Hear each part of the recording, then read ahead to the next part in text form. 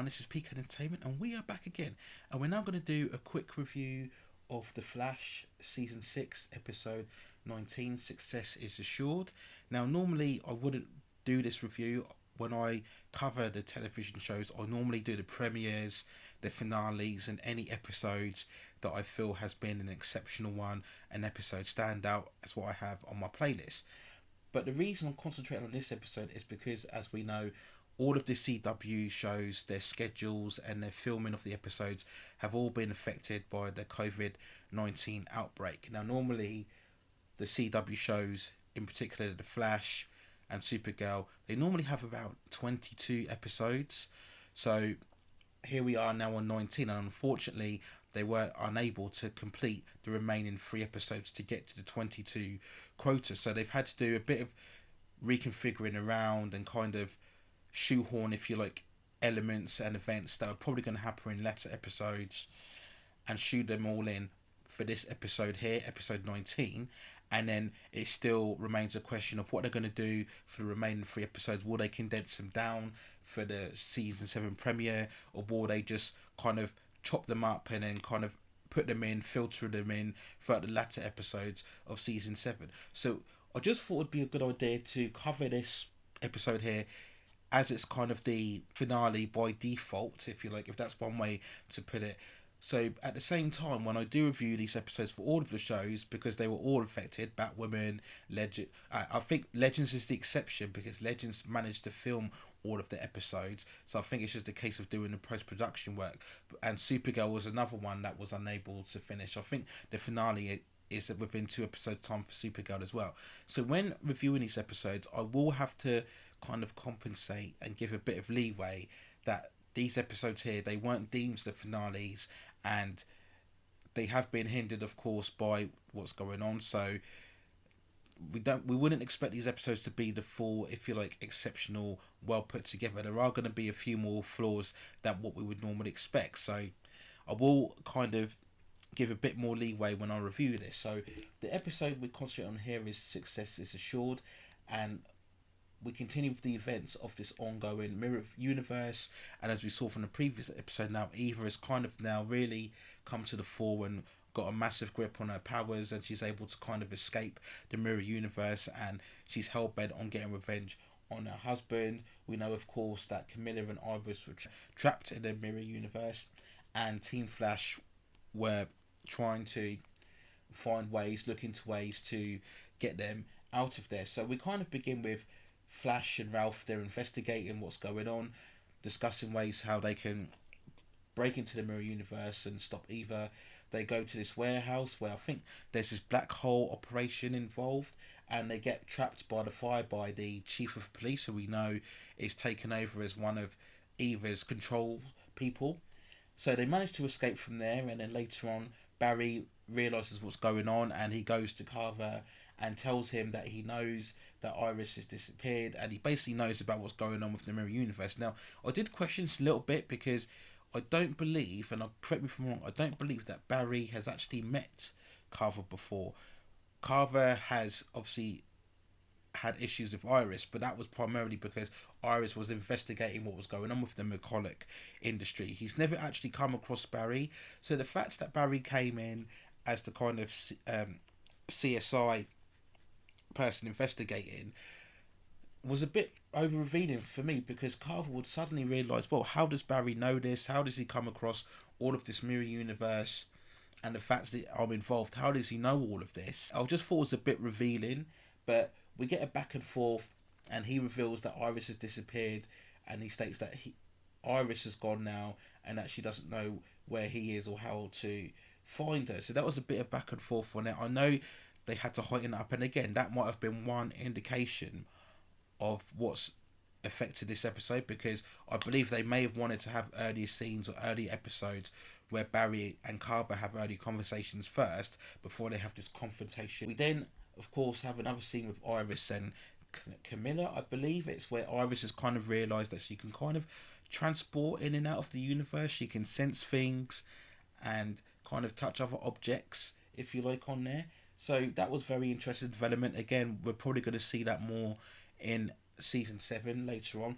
We then go to Ralph. Now, I know a lot of fans have liked the whole thing with him and Sue, but for me, I just think Sue is kind of a redundant character at this point. I don't really see the interest. I know the plot was that Carver initially was after her parents, and that's why she was motivated to go after him.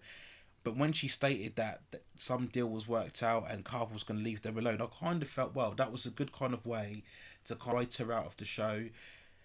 They can have a sweet goodbye, and then she can kind of go away, and then we can concentrate more on getting Iris out of the mirror universe, because I just don't see any more value within her character. It's nothing wrong with the actress, nothing wrong with the way she's played the role. I just think this kind of story is done now. This whole thing about her parents, they are under surveillance by Carver, then they're not, but then she's kind of worked out a deal when she's going to hand herself over in order for Carver to leave her parents alone. I just think it's just adding extra fluff to this just to keep her involved, and it almost feels like they're just keeping her around just so it gives Ralph something else to do, another character he can bounce off. I think overall there are just too many kind of heroes or characters within the show, but I'll mention that more in the season review. So yeah, I just didn't see much value in the Sue and Ralph elements. They weren't particularly bad, but again, I just felt we could have dealt with these elements and then moved on to another storyline. Also, the same thing could be said for the Caitlin and her mother stuff. Again, that was just filler. That might have been filler as part of 8 episodes, and then as we got to the finale, we probably wouldn't have had this scene in there, because all fans know that Danny Panabaker is pregnant, in case you didn't know. So the last kind of 3 or 4 episodes, we've had Caitlin just kind of sitting there on the sofa while everybody goes round and visit her and has a heart to heart, and it's just a way to kind of keep Caitlin involved, when I think you could have just written her out a lot earlier. Maybe she went to see her parents or had some other crisis she had to deal with. You know, it was just having Daniel Panabaker just sitting on a sofa. Just again, just fills up time that I don't think was needed. Nothing wrong with the scenes in particular. Nothing wrong with the way that the actors played off the parts of the scene, but I just think again it just felt a bit filler. We didn't really need it, and I just felt it was using up time, particularly in the finale episode. Again, I'm trying to give a more objective view on here, but as a kind of final stages of this mirror universe arc that you'd assume we'd be coming into now, you want the stakes, everything to be high on here, and just having this Caitlin scene with her mother just felt a bit derivative and unimportant. So we keep going on further, and then we have Carver joining up now with Team Flash to help them protection, because we realise now that Eva has really come out into the forefront, and she manages to get control of the 3 assassins. I've been involved throughout the whole season, so that's the kind of point that Carver realizes that he's unable to protect himself, and he goes to them. And again, the way he just shows up in front of Team Flash and says, all of a sudden, I need your help. Again, that felt like we had skipped another development where he came to more knowledge of the Team Flash, because again, correct me if I'm wrong, he knows about Joe, he knows about Iris, but I'm pretty sure he doesn't know Team Flash as a whole element, as a whole group, right? So again, that I think that was another victim of maybe we probably would have had earlier scenes where he got to know who Team Flash was, and then we get this scene later on when he goes to them for help. So they agree to help him, and then we go to the police office, and we realise then that one of the chief officer, again, who's been taken over by Eva, goes to apprehend Carver, and then he tells Barry, you have a choice. You can let me apprehend Carver, and then I'll give you Iris's exchange for her life back. And Barry is kind of hesitant about this. Now, they made a big deal of this with Wells, and we had that scene where Wells saw the other Harry Wells, the original Harrison Wells, and that's been something they've been kept going on throughout the whole season, that he can see visions of Wells. So again, I would have thought that had we got the 3 extra episodes, we would have seen a much bigger development of that facet of the storyline on him. But he sees them, and he kind of give Barry a hard time, and I don't know why, because I thought that was a very good character trait, the fact that Barry was at least considering it, because at the end of the day, Carver has been an antagonist to them. He's been a villain to them. He tried to get Iris basically killed, take her out, right? So if you're trading in a villain's life for your wife, the one you've been in love with and spent all your time with, that would at least give you a moment for pause. So I didn't really understand what they were trying to say, why Wells was giving him such a hard time. I didn't really have a problem with Barry at least contemplating what was going on. And then we had another strange element where Wells is somehow able to teleport everybody into the Star Labs just as Barry was kind of thinking about what to do. He teleports everybody away. And I didn't really see him do that before. Again, if anybody wants to correct me in the comments, I didn't know he could do that. But fair enough. It just felt like a substitution for Cisco's breach powers. Again, Cisco doesn't have them, but I think he regains them earlier on in the season. I'm not sure. Again, they've been very kind of fuzzy on the details of what's happening with Cisco. But yeah, Nash teleports them to the Star Labs. And this is the other issue I had, because you're essentially now revealing to Carver who you are, where you're based at. And as we know in Star Labs, they have various Flash costumes and other bits of tech hanging around all over the place, right? So when I was watching the scene, I was thinking, right, Carver, surely he's going to remember this and he's going to be on the lookout and see what stuff they've got around. So isn't this kind of revealing who the Flash's identity is? Yet again, another person knowing who Barry is. It seems almost every single character within the show knows the identity of the Flash. So, but they don't stay there for very long. Carver states to them that within the McCulloch building, it's protected by some sort of nanotech energy shielding mechanism that can really protect them a lot more than the Star Labs. So they go to the McCulloch building. You have Barry and Carver involved, and then we realise that Eva has got control of the three assassins that were apprehended earlier on at Carver's house. So they're then under Eva's control, and then we get a really kind of weird split screen action sequence with this kind of 70s retro music. I think they were just going for something very snazzy, very energetic, and again, this might have been another victim of the current affairs, that maybe they weren't able to film bits or film the sequence quite as in depth as what they wanted to. So you use split screen a lot to kind of focus on different people all at once, right? It's just a very editing shortcut trick. So we had split screens of people all over scenes, then we were getting bird's eye overview, a triangular kind of split screen of characters fighting each other. And yeah, it was very upbeat, it was very energetic, but I don't know, it just for me just lacked a bit of tension and real kind of gritty excitement. Didn't really work too well for me. It wasn't terrible. There's been worse action sequences that I've seen, but it wasn't a sequence that I think just stood up well. I didn't really agree with the approach that they took on it. So we carry on, and they had the fight sequence, and then I think they were managed to get control over one of them. They were managed to break free. The girl who was working, is it Allegra, who works at the newspaper with Iris? She used her stone to wrestle free control over her cousin, and that meant her cousin was able to break free, and then she shifted back and started fighting with the two other assassins. And then at the end, Eva manages to break through into the paddock room where Barry and Carver were hiding, and then this is the point now where Eva's really now become a very much of a powerful force.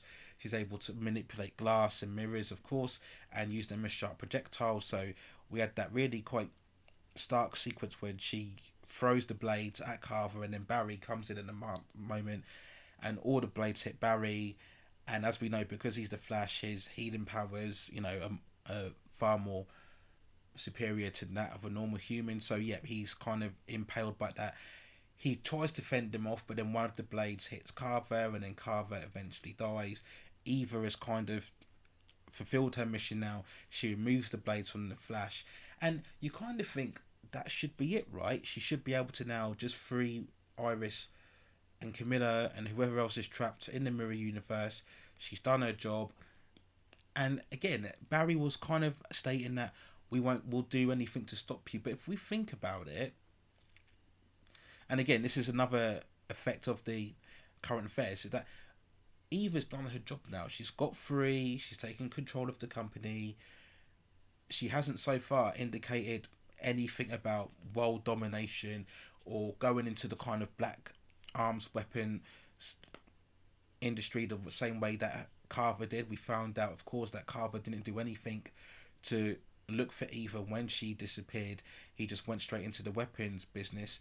So Eva, as far as I know, again, I might have missed it, hasn't shown any sign to do this. Her primary objective was to get revenge on Carver, and she's done that now. So you could argue that this really should be end. This should be the end of the whole conflict, right? She should just free Iris. She hasn't had any real quarrel with the Flash, as she mentioned. Flash was only looking to find Iris. She wasn't really looking to attack either, so she could just free Iris, free Camilla, carry on about her business, and the kind of storyline could end there. So, as we know, they probably got more plans further for this storyline. Maybe Eva will go on some sort of world domination plan, and then that will just heighten the conflict in order for the Flash to team up and stop her on it. So that's kind of where we are now. Eva's kind of resurfaced. She's managed to frame Sue for the death of Carver. I guess someone had to take the fall, because otherwise people would keep asking questions as Eva has emerged. So that kind of made sense. But again, it's kind of just to keep Sue around, because again, she's made the deal with Carver. If Carver's dead, then that means her parents are no longer under threat. So again, you could have ended Sue's story right there, but no, we have to frame her for murder, so we can just keep her hanging around, and then that gives Ralph the motivation to protect her, and maybe later on she'll probably become yet another member of Team Flash. Again, I don't mind the character, I just think it's just adding another role that we don't need. We've got enough kind of characters floating around already. We had the other development, of course, where Joe now can come back from witness protection, because as Carver has died down, no one's really after him. He can come out of hiding. Again, I felt that this was good, just to keep Joe back in the mix. We could have a further development later on that Eva could target Joe if Barry keeps pursuing her. I thought maybe that was another reason that maybe Eva didn't free Iris. It was a kind of way to keep Barry off her tail, if you like, on here. But we'll see what happens going forward. And then we had the revelation at the end that Iris was kind of having these visions. He's able to kind of sense things again, and then she kind of disappears, so we don't really know what happened to her again. I think that was a kind of cliffhanger that they had to make at the end. I don't believe that would have been the overall cliffhanger if we had 22 episodes. I think that was probably the beginning of the last 3 episode story arc. Where does Iris go from here? But of course they had to sign off somewhere to leave fans on a cliffhanger and keep us invested. So at least that opens some sort of questions going forward for when they are able to return with these 3 episodes and complete those and start off again for season 7. So overall, that was the main bulk of this episode. Like, again, it was an eventful episode. The pacing was a bit uneven at times. Again, I as I mentioned before, I give a bit more of a sympathetic edge due to the fact of what they had to do with the writers, kind of re-edit and reshape these episodes on here. So it wasn't a bad episode. It just didn't feel very spectacular. It didn't really feel, I don't know, there was just a lot of things happened. There were a lot of events here, but the delivery just didn't have that really powerful, impactful feel that you'd normally associate with a season finale. Again, even though this is the season finale technically in name only because of the situation rather than the actual season finale, I don't know, it just didn't feel executed properly the way you would have wanted a big end to be realised. But at least we've got the opening questions on here with Iris, and then we can kind of speculate on that as we're kind of waiting for when the show will return back and when these 3 episodes can kind of be condensed. As I mentioned before, they would either probably jumble them into a 2-parter for the opening of season 7, or they might cut them into little segments and just filter them out throughout season 7. We have to wait and see. So those are my overall thoughts on the Flash season 6 episode 19 episode. Let me know what you think in the comments below. How do you feel about this whole scenario with the writers having to rejig everything due to the current crisis? Do you still think this will hinder a lot of season 7 when they get back to filming, or do you think it might even make season 7 better? Because I suppose now we'll get extra episodes, or whether they decide to cut a few. It'll be really interesting to see what they do going forward and how they handle it. How will they handle Iris's character, and what will happen to her? will Sue, as I mentioned before, end up becoming yet another member of Team Flash?